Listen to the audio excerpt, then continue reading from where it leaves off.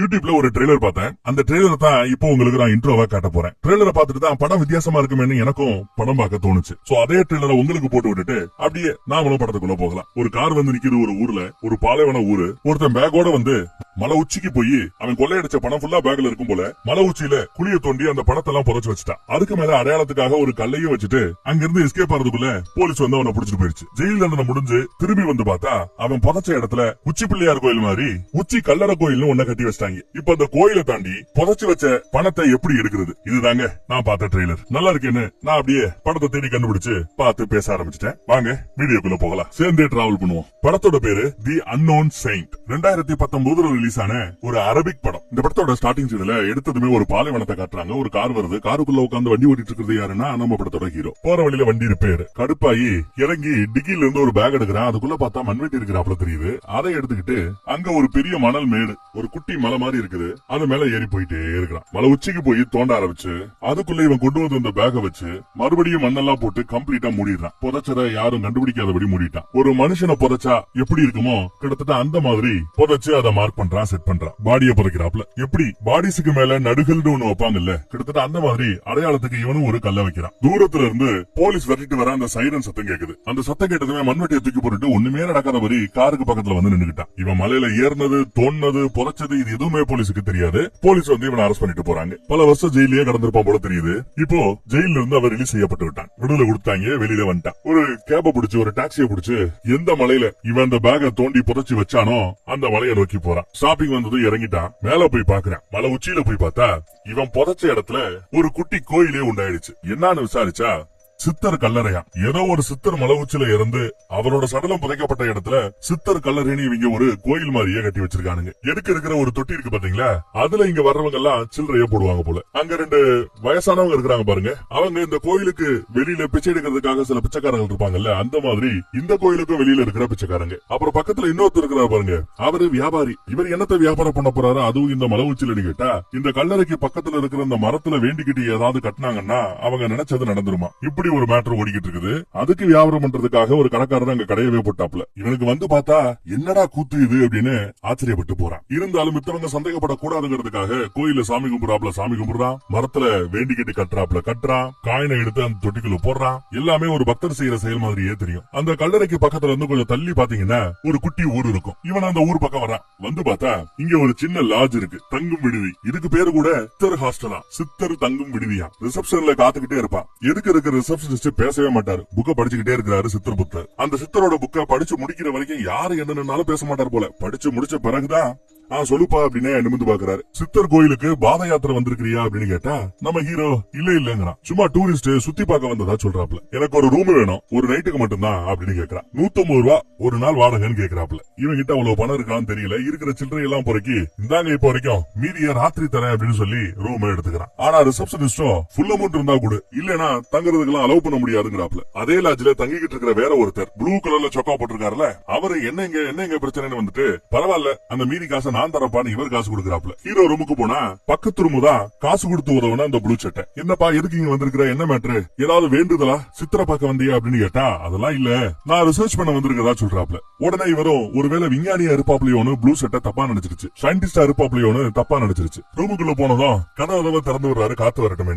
அங்க பார்த்தா 2 பேர் பேசிட்டு இருக்காங்க. ஒருத்தன் இன்னொருத்தவனுக்கு கம்பளிய கிஃப்டா கொடுக்குறாங்க. அந்த கம்பளிய கிஃப்டா வாங்குறவரு ஜன்னல் வழியா நம்ம ஹீரோ பாக்குறதையும் பாத்துறாப்ல. உடனே ஹீரோவா ஜன்னலை க்ளோஸ் பண்ணிட்டு ரூமுக்குள்ள போயிட்டான். கட் பண்ண அடுத்த சீன்ல கம்பளத்தை கிஃப்ட் வாங்கினாப்ல இல்ல, அவர் ரோட்ல அப்படி நடந்து போயிட்டே இருக்கிறாப்ல. சாப்பாடு எடுத்துட்டு போறாரு. அவரோட அப்பாவுக்கு எடுத்துட்டு போறாப்ல தெரியுது. அந்த பாலைவனத்திலையும் விவசாயம் பண்ணியே ஆகணும்னு ஒத்த கால நிக்கிற ஒரே ஜீவன் இவர் தான். அந்த விவசாயியுடைய பையன் தான் இந்த கம்பளியை வாங்கின பையன். அதே சமயம் அந்த பக்கம் கார்ல இருந்து புதுசா இன்னொரு கேரக்டர் வந்து இறங்குது. அந்த ஊர்லயும் ஒரு குட்டி ஹாஸ்பிடல் இருக்கும். அந்த ஹாஸ்பிடலுக்கு வராப்ல அந்த புது வரவு. உள்ள இருந்து கதவை திறக்கிற மனுஷன் டாக்டர் இல்லையா, அப்புறம் வாயா அப்படிங்கிறாப்ல. நான் தாப்பா டாக்டர், என்னையும் விட மாட்டேங்கிறேன் இவர் கேட்ட பிறகுதான் ஓ சார் நீங்களா வாங்க வாங்கன்னு உள்ள கூப்பிடுறாப்ல. நான் தான் நர்ஸ், பல காலமா இங்க நர்ஸ் வேலை பாத்துட்டு இருக்கிறேங்கிறாப்ல. இதாங்க நீங்க தங்க வேண்டிய ரூம் ரூம்னு சொன்னதும் ஓகே தேங்க்யூ சொல்லிட்டு டாக்டர் போய் தங்குறாரு. இந்த பக்கம் நர்ஸ் அவர் போய் தங்கிறாப்ல. ரூம் தம்மா துண்டா தான் இருக்கே, அவ்வளவுதாங்க. அந்த சின்ன ஊருக்கு அது போதும்னு நினைக்கிறேன். ராத்திரி எப்படியாவது இவன் போச்சு வச்சால ஒரு பேக், அந்த பேக்கை எடுத்துடணுமேனு நோட்டை விட்டுக்கிட்டு இருக்கான். அங்க காவலுக்கு ஒரு காவக்காரன், ஒரு காவக்காவ நாய் இருக்குது. அதே சமயம் இன்னொருத்த யாரும் அதே மலையில ஏறி போறாப்லயும் காட்டுறாங்க நமக்கு. ஏதோ சத்தம் கேக்குதுன்னு காவக்காரனும் காவல் நாயும் பின்னாடி பக்கம் போக வேமா வந்தவன் அந்த தொட்டிக்குள்ள போட்டிருந்த சில்லறை எல்லாத்தையும் திருட ஆரம்பிக்கிறான். அதை பார்த்த நம்ம ஹீரோ அவன் தலையில பலார்னு ஒரு போடு போட்டுட்டு ஐயோ இவன் கூட இருந்தா நாமளும் மாட்டிப்பேன்னு அங்க இருந்து ஓடி போயிடுறாரு. அந்த சத்தத்தை கேட்டுட்டு காவக்காரனும் காவல்நாயும் ஃப்ரெண்ட் பக்கம் வந்து பார்த்தா இவன் அடி வாங்கி கீழே கிடக்குறான். உடனே போலீஸுக்கு போன போட்டு இந்த மாதிரி திருட்டு பையன் வந்துட்டான இன்ஃபர்மேஷன் பாஸ் ஆகுது. அந்த பக்கம் நம்ம விவசாயி அந்த வறண்ட பூமியிலையும் விவசாயம் பண்ணுவேன்னு உழுவிக்கிட்டு இருக்கிறாப்ல. பையனும் சரி அப்பாவுக்கு துணையா செய்வோமேனு அவரும் செஞ்சுட்டு இருக்கிறாரு. கூட எப்பவுமே ஒரு ரேடியோ போட்டியை வச்சிருப்பாப்ல. அதுல வானிலை அறிக்கைன்னு ஒண்ணு ரிலீஸ் பண்ணுவாங்க இல்லையா, அத கேட்கறதுல இவருக்கு ரொம்ப ஆர்வம் போல. பிரேக் எடுக்கும் போது கூட ஒன்னா தான் சாப்பிடுறாங்க அப்பாவும் பிள்ளையும். காவல் வேலை முடிஞ்ச பிறகு காவக்காரனும் காவல் நாயும் வீட்டுக்கு வந்தாச்சு. அதே ஊர் தான். உள்ள வந்து பார்த்தா காவக்காரனோட பையன் தூங்கிட்டு இருப்பான். அவனை அடிச்சு உசிப்பி விட்டு அங்க இருக்கிறதே சாப்பிடறதுக்கு ஏதோ பிஞ்சு போன ரொட்டி துண்டு, அதையும் பையன் சாப்பிட கூடாதான் நாய்க்கு சாப்பிட போட சொல்றாப்ல. நாயை கூட்டிட்டு வேலைக்கு போடா உனக்கெல்லாம் சோறு ஒரு கேடா அப்படின்னு பையனை விரட்டுறாரு. ஏன் பையன் மேல அந்த ஆளுக்கு இவ்வளவு கோவம் தெரியல. இந்த ஊர்ல அவன் என்ன பண்ண போறான் அப்படின்னு கேட்டீங்கன்னா நாயை கூட்டிட்டு ஆடு மேய்க்கிறதுக்கு போறதா அவன் வேலை. சின்ன பையனை வேலை வாங்குறாரு தகப்பேன் காவக்காரன். நம்ம ஹீரோ சரி சலூன் கடைக்கு போலாம் ஷேவ் பண்ணலாம்னு போனா அங்க ஆல்ரெடி நம்ம ப்ளூ சட்டை உட்கார்ந்துட்டு இருப்பாப்ல. இவர்தான் நம்ம விடுதல தான் தங்கி இருக்கிறாப்ல. சயின்டிஸ்ட் தெரியுமா அப்படின்னு கூட இருக்கிற மத்த ஆட்களுக்கும் சலூன் கடைக்காரருக்கும் அறிமுகப்படுத்தி வைக்க, சயின்டிஸ்ட் எல்லாம் நாம காக்க வைக்க கூடாது, நீங்க வாங்க நான் முதல் உங்களுக்கு சவரம் செஞ்சு விடுறேன்னு உட்கார வச்சு ஷேவ் பண்ணி விடுறாரு. என்னத்த ஆராய்ச்சி பண்ண போறீங்கன்னு கேட்டா மண்ணு கல்லு இதையெல்லாம் ஆராய்ச்சி பண்றதுக்காக வந்திருக்கிறதா நம்மால ஒரு போடு போடுறான். அதே சமயம் காவக்காரனும் அதே பார்பர் ஷாப்புக்கு சலூன் கடைக்கு வரான். என்னப்பா நேத்து ராத்திரி சித்தர் கோயில்ல ஏதோ திருட்டு பள்ளிக வந்தாயலாமே அப்படின்னு விசாரிக்க, ஆமா 2 பேர் வந்தானுங்க, ஒருத்தன் என்கிட்ட மாட்டினா புடிச்சாச்சு, போலீஸ் கிட்ட கொடுத்தாச்சு, ஆனா இன்னொருத்தன் எஸ்கேப் ஆயிட்டான்பான்னு ஏதோ இவன் கஷ்டப்பட்டு பிடிச்சாப்ல சீனை போட்டு சொல்லிட்டு இருக்கிறாப்ல காவக்காரன். நம்மால முடிச்ச பிறகு காவக்காரனை கூப்பிட்டு வாயா நீ வந்து பண்ணிக்கியான்னு, ஏன்னா நேத்து ஹீரோயிசமா திருடன் எல்லாம் பிடிச்சிருக்காப்ல இல்ல, அதனால அவருக்கு 2ஆம் மரியாதையா. ஹீரோ வெளியில வந்ததுமே முதல் வேலையா தான் ஃப்ரெண்டுக்கு போன போட்டு இந்த ஊருக்கு உடனே கிளம்பி வர்ற அப்படிங்கிறாப்ல. அந்த பக்கம் அந்த குட்டி ஊர்ல இருக்கிற அந்த குட்டி ஹாஸ்பிட்டல காட்டுறாங்க, டாக்டரை காட்டுறாங்க. டாக்டர் ரொம்ப ஆர்வமா இருக்கிறாரு இந்த ஊருக்கு வந்து சர்வீஸ் பண்ணணும்ட்டு. முதல் பேஷண்ட கூப்பிட்டா ஒரு பாட்டிமா வராங்க. என்னமா பிரச்சனைன்னு கேட்டா தலைவலிங்குது. எவ்வளவு நாளா இருக்குன்னு கேட்டா 1 வாரங்குது. கடைசியா எப்ப வந்துச்சுன்னு கேட்டா 1 மாசம்ங்குது. ஒரு மாதிரி ஒரே கதையை இழுத்து பேசுறா. பேசிட்டு இருக்கும்போது நர்ஸ் ஒரு மஞ்சள் டப்பா எடுத்து ஒரு மாத்திரையை கொடுத்ததும் வாங்கிட்டு அந்த பாட்டி கிளம்பிடுது. அடுத்து இன்னொரு பாட்டி, அவங்களும் இதே மாதிரி வேற ஒரு கதை. அதுக்கும் நர்ஸ் அதே மாதிரி மஞ்சள் டப்பா அதே மாதிரி மாத்திரை வாங்கிட்டு கிளம்பிடுது. டாக்டருக்கு ஒன்னும் புரியல. வெளியில வந்து பாக்குறாரு. வெளியில வந்து பார்த்தா அந்த ஊர்ல இருக்கிற ஒட்டுமொத்த லேடிஸுமே இங்கதான் உட்கார்ந்து இருக்காங்க. மகளிர் குழு மாதிரி மொத்த பேரு இங்க உட்கார்ந்து மீட்டிங் ஸ்பாட்டா இந்த ஹாஸ்பிட்டலையே மாத்தி வச்சிருக்காங்க. யாராவது கூப்பிட்டு இங்கெல்லாம் உட்கார கூடாதுன்னு விரட்டி விடக்கூடாது இல்லையா, அதுக்காக பேஷண்ட் மாதிரி சும்மா ஒவ்வொரு ஆளும் வந்து ஒவ்வொரு கதை சொல்லி மாத்திரையை வாங்கிட்டு போய்கிட்டு இருக்காங்க. நர்ஸ் கிட்ட என்னப்பா இங்க நடக்குதுன்னு கேட்டா, அட ஊர்ல இருக்கிற லேடிஸ் எல்லாம் புறணு பேசுறதுக்கு ஒரு இடம் வேணும் சார், டாக்டர்ஸே இல்லாம ரொம்ப நாளா சும்மா கிடந்ததுனால இந்த இடத்தையே அவங்க யூஸ் பண்ண ஆரம்பிச்சிட்டாங்க. ஏதோ நீங்க வந்துட்டீங்களேங்கிறதுக்காக பேஷண்ட் மாதிரி நடிச்சிட்டு இருக்காங்க, வேற ஒண்ணும் இல்லங்கிறாப்ல நர்ஸ். சரிடா லேடிஸ் மட்டும் தான் இருக்காங்க, பசங்களுக்கு தேவை இல்லையா, பசங்களுக்கு எல்லாம் வியாதி வராதா, பசங்களுக்குன்னு ஒரு ஹாஸ்பிட்டல் வேண்டாமா அப்படின்னு டாக்டர் கேட்டா, பசங்க எல்லாம் இந்த பக்கமே வரமாட்டாங்க அப்படிங்கிறாப்ல நர்ஸ். அப்ப எங்க போவாங்க அப்படின்னு கேட்டா, சித்தரோட கல்லறைக்கு போவாங்களா உடம்பு சரியில்லைன்னா, உடனே அவங்களுக்கு உடம்பெல்லாம் குணமாயிடுமா. சரி அப்ப லேடிஸ் அங்க போய் உடம்ப குணப்படுத்திக்க வேண்டியதானே அப்படின்னு டாக்டர் கேட்டா, உண்மையிலேயே உடம்பு சரியில்லைன்னா கண்டிப்பா அவங்களும் சித்தர் கோயிலுக்கு தான் போவாங்க, சும்மா கதை பேசணுன்றதுக்காக கிளினிக் பக்கம் வந்திருக்காங்கன்னு நர்ஸ் சிரிக்காம பேசுறாரு. டாக்டர் ஒரே அப்செட். அடுத்து நைட் ஆயிடுது. அந்த பக்கம் அந்த விவசாயி தகப்பனையும் புள்ளையும் காட்டுறாங்க. வீட்லயும் அந்த வெதர் ரிப்போர்ட் வானிலை அறிக்கை தான் ரேடியோ பட்டில விடாது கேட்டுக்கிட்டே இருக்கிறாரு. பையன் பேசாம நம்ம அந்த ஊரை விட்டு போயிடலாமா, என்னத்த இங்க இருக்குது அப்படிங்கிறாப்ல கேக்குறான் அப்பா கிட்ட, விவசாயி கிட்ட. இல்ல என்னாலலாம் சொந்த ஊரை விட்டு வர முடியாதுங்கிறாரு விவசாயி. அடுத்து லாட்ஜ்ல பார்த்தா நம்ம ஹீரோ ரிசப்ஷன் ஏரியாவுக்கு வந்து நிக்கிறாரு. ரிசப்ஷனிஸ்ட் தொழுகை பண்றதுக்காக உள்ள போயிருவாப்ல, யாரும் இருக்க மாட்டாங்க இந்த பக்கம். உடனே அந்த பக்கம் போய் டிராயர்ல இருந்து ஒரு 200 ரூபா நோட்டு எடுத்துப்பான். அவர் தொழுகை முடிஞ்சு வந்ததும் இந்தாப்பா அடுத்த நாள் வாடகைன்னு கொடுக்குறாரு. மீதி 50 ரூபான்னு கேட்டா பரவாயில்ல அதை நீ டிப்ஸா வச்சுக்கன்னு அவங்கிட்டயே திருடி அவங்கிட்டயே டிப்ஸ் கொடுக்குறாப்ல நம்ம ஹீரோ. காய் இஸ் பிராக்டிகலி திருட்டு பயவுல, அதனால அவனுக்கு இதெல்லாம் சகஜம். அடுத்த நாள் ராத்திரி கையில பைனாக்குலர் எல்லாம் வச்சுக்கிட்டு மலை உச்சியில என்ன நடக்குதுன்னு பாத்துட்டு இருக்கான். அப்போ யாரோ ஒருத்தர் மலை மேல ஏறாப்ல அவனுக்கு தெரியுது. உடனே ஃப்ரெண்டுக்கு போன போட்டு, ஓ இவன் நம்ம ஹீரோவோட ஃப்ரெண்டு தானே, தப்பான பக்கத்துல ஏறிட்டு இருக்கிற, இப்ப இல்ல அந்த பக்கம் ஏறாதன்னு போன் பண்ணி சொல்றாரு ஹீரோ. இல்ல நான் ஏறல, நீ சொன்ன சைடுல தான் நிக்கிறேன்னு அந்த பையன் சொல்றான். ஃப்ரெண்டு சொல்றான். பார்த்தா ஃப்ரெண்டும் சொன்ன சைடுல தான் இருக்கிறான். அப்ப இவன் யாரு மலை மேல ஏறது தெரியல. இந்த ஆளு யாருன்னே தெரியல. அவன் விறுவிறுன்னு வந்து சித்தர் கோயில்ல வெளியில மாட்டிருக்குள்ள போர்டு, அந்த போர்டை கழட்டிட்டு போறான். அதுக்கப்புறம் ஃப்ரெண்டுக்கார அவன் விறுவிறுன்னு வேலை வர்றாரு. இவ்வளவு நடக்கும்போது காவக்காரர் எங்கன்னு பார்த்தா உச்சா போறதுக்காக சித்தர் கோயிலுக்கு பின்பக்கத்துக்கு போயிருக்கிறார். அவர் வரதுக்குள்ள அவர் சாப்பிடறதுக்கு வச்சிருந்த அந்த பிரெட் ஐட்டத்தெல்லாம் எடுத்துட்டு மயக்க மருந்து கலந்த இவங்க ரெடி பண்ணி வச்ச அந்த பிரெட்டை உள்ள வச்சுட்டு அவர் சாப்பிட வேண்டிய பிரெட்டை ஃப்ரெண்டுக்காரன் சாப்பிட்டுட்டு அந்த பக்கம் ஒளிஞ்சுக்கிறான். போயிட்டு காவக்காரர் ஃப்ரெண்டு பக்கம் வந்து பார்த்தா போர்டை காணோம். ஐயோ போர்டை காணுமே, மறுபடியும் திருட்டு பையனோட சேட்டையான்னு போலீஸுக்கு போன போட்டுறாரு. சரி பசிக்குதேன்னு அதுக்கப்புறம் பிரெட்டை சாப்பிடாப்ல, அது மயக்க மருந்து கலந்த பிரெட் தானே, அது தெரியாம லபக்கும் சாப்பிட்டதுல பேபுள்ள மயங்கி போறாரு. சும்மா இல்லாம நாய்க்கும் அதை போட்டிருப்பாரு, நாயும் அதை சாப்பிட்டு அதுவும் மயங்கிடுச்சு. இன்னைக்கு டேட்டுக்கு இந்த சித்தர் கோயிலை பாதுகாக்கிறதுக்கு காவலாளிகளோ காவல் நாயோ முழிப்புல இல்ல. ஹீரோவும் சரி நல்ல வாய்ப்பு நினைச்சா அந்த பக்கம் போலீஸோட சைரன் சத்தம் கேக்குது. ஆஹா இன்னைக்கு ஒண்ணும் பண்ண முடியாதுன்னு சோகமா திரும்பிடுறாரு நம்ம ஹீரோ. இந்த பக்கம் நம்ம டாக்டர் போர் அடிக்குதுன்னு ரூம்ல உட்காந்து தனியா டிவி பாத்துக்கிட்டே இருப்பாப்ல. போர் அடிக்குது நர்ஸு கிட்ட போய் பேசலாமே நர்ஸு கிட்ட போனா,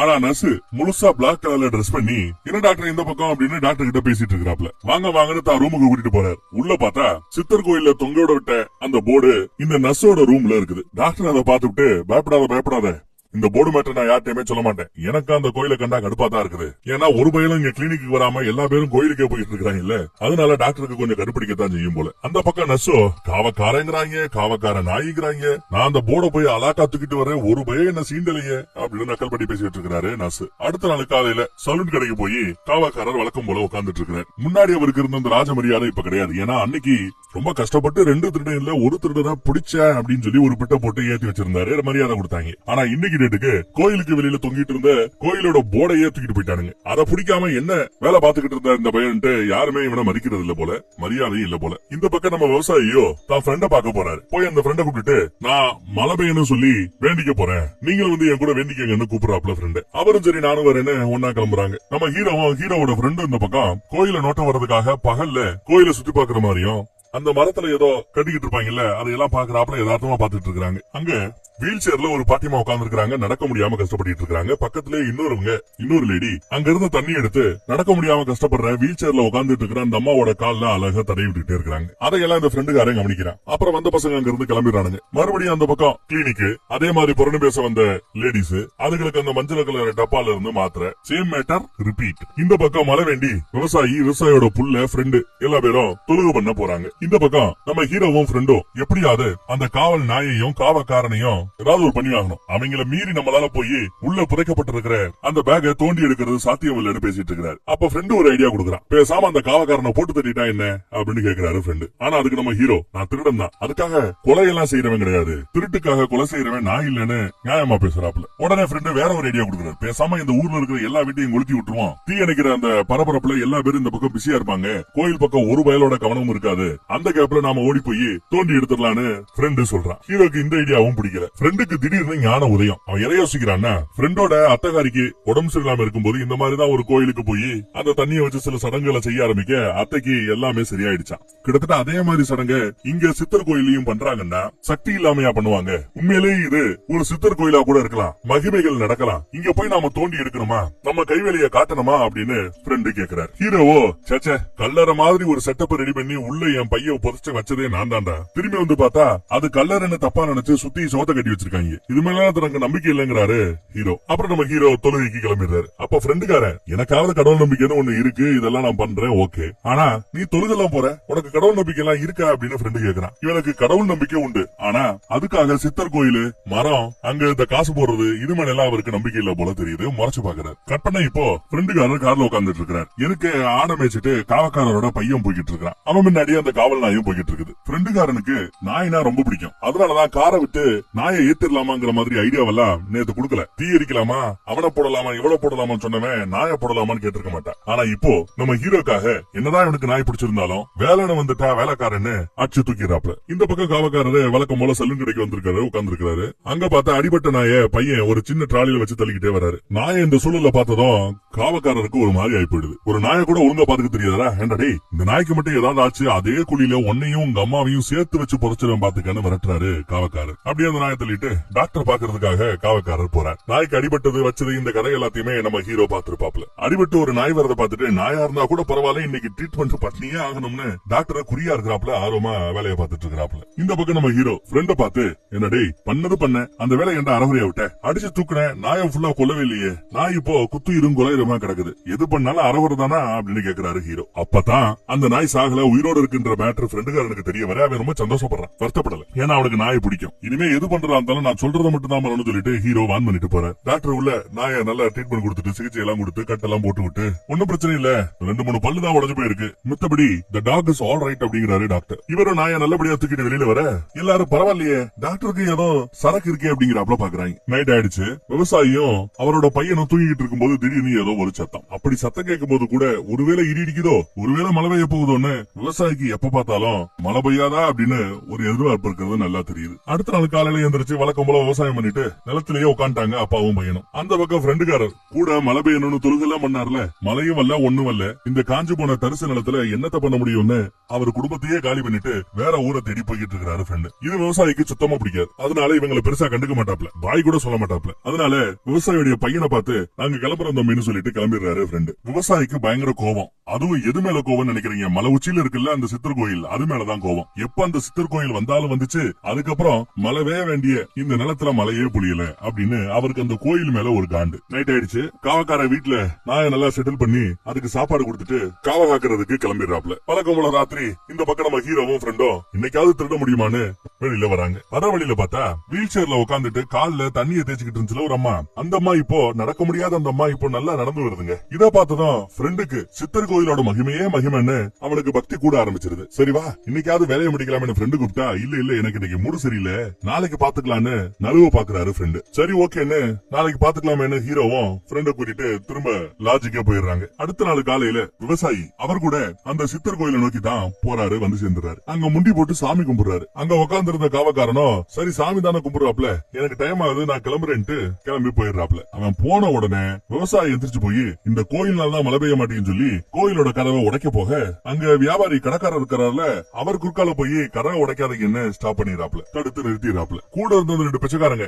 அவங்களும் சேர்ந்து விவசாயி அங்க இருந்து விரட்டி விடுறாங்க. ஏன்னா அவங்களுக்கு இந்த கோயில் இருந்தாதான் வியாபாரம். அப்புறம் அந்த ஏரியா பக்கமே அங்கங்க ரோடு வேலை நடந்துட்டு இருக்கும். அதுக்காக பாறைகளை புழக்கிறதுக்காக பாம்பு வச்சு வெடி வேலைகளும் நடந்துட்டு இருக்குது. அந்த பக்கம் விவசாயியோ என்ன கூட தலைஞ்சாரம் மாட்டேங்கிறாப்ல, ஒரு மாதிரி மழை பெய்யலன்னு புலம்பிக்கிட்டே உடம்பு சரியில்லாம போயிடுது. சாப்பிடவும் மாட்டேங்கிறாரு, புள்ள பேச்ச கேட்கவும் மாட்டேங்கிறாரு. அடுத்த நாள் ராத்திரி வழக்கம் போல இவங்க இன்னைக்காவது வேலையை முடிக்கணும்னு கிளம்புறாங்க. பைனாகுலர்ல பாக்குறாரு. பார்த்தா ஒரு பெரிய கூட்டமே அங்க நடந்துகிட்டு இருக்கிறாப்ல தெரியுது நம்ம ஹீரோக்கு. ஃப்ரெண்ட் அனுப்பி என்னன்னு விசாரிச்சுட்டு வர சொல்றாப்ல ஹீரோ. ஃப்ரெண்டு போய் விசாரிச்சுட்டு வந்து ஏதோ ஃபங்க்ஷன் நடக்க போதா, 3 நாளைக்கு இந்த ஃபங்க்ஷன் தொடர்ந்து நடக்குமா இப்படி சொல்றாப்ல. இந்த பசங்களுக்கு இப்ப காசு இல்ல, இனி விடுதிக்கு காசு கொடுக்கணும்னா இவங்க கிட்ட காசு இல்ல, விடுதியில தங்குறதும் கஷ்டம். அதனால பயவில்லை இனிமே கார்ல ஏதாவது சுத்தி திரிவாங்க போல தெரியுது. சலூன் கடையில நம்ம காவக்காரர் வந்து தான் நாய்க்கு பல்லெல்லாம் போயிடுச்சுல்ல, அதுக்கு புதுசா பல்லு கட்ட முடியுமான்னு விசாரிக்கிறாப்ல. தங்க பல்லு கட்டணுமா? நாய் மேல அம்புட்டு பாசம் இருக்கு காவக்காரருக்கு. இப்ப முன்ன பின்ன நாய் பல்லு எல்லாம் செஞ்சது இல்ல, ஒரு கால் சாம்பிளுக்கு ஏதாவது இருந்தா கூட நான் முயற்சி பண்ணி பாக்குறேன்னு கடைக்காரர் சொல்ற.